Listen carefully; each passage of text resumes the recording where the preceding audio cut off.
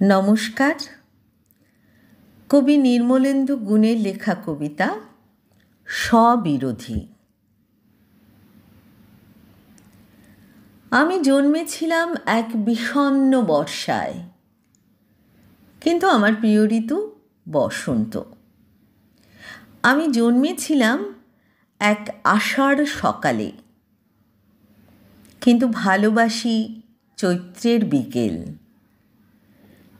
আমি জন্মেছিলাম দিনের শুরুতে, কিন্তু ভালোবাসি নিঃশব্দ নির্জন নিশি। আমি জন্মেছিলাম ছায়া সুনিবিড় গ্রামে, ভালোবাসি বৃক্ষহীন রৌদ্রদগ্ধ ঢাকা।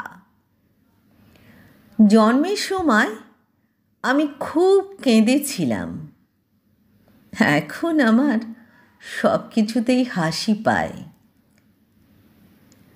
আমি জন্মের প্রয়োজনে ছোট হয়েছিলাম, এখন মৃত্যুর প্রয়োজনে বড় হচ্ছি।